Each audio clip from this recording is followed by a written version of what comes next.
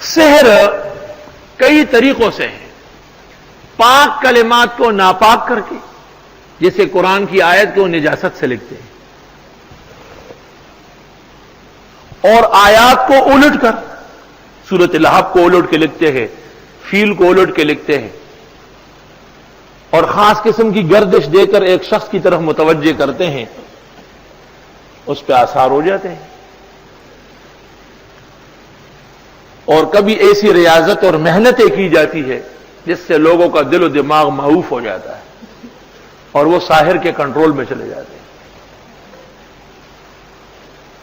مسلمہ یہ ہے کہ سحر سے ایذا برحق ہے۔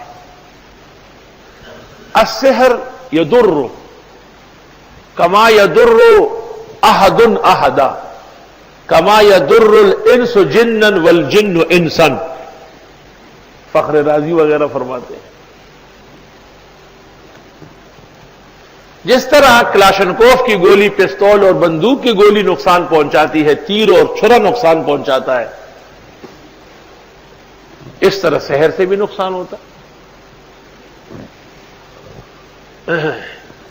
موطا امام مالک صفحہ 123، وہ علماء یہود کے سرخیل عالم کعب احبار، وہ کہتے ہیں کلمات اقولہن صباحا و مساء، کچھ کلمات ہیں جو میں صبح و شام پڑھتا ہوں، اگر میں نہ پڑھتا لجعلتنی الیہود حمارا، یہود مجھ سے سحر کے زور سے گدھا بنا دیتے۔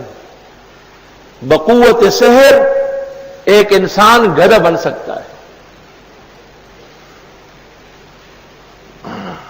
اعوذ بوجہ اللہ العظیم، اعوذ بکلمات اللہ التی لا یجاوزہن بر ولا فاجر وباسماء اللہ الحسنی ما علمت منها وما لم اعلم من شر ما خلق وبرأ وزرع۔ موطا امام مالک نکالو، صفحہ 123 پر صاف ستھری دعا، اسی دعا پر دعوات ختم ہے۔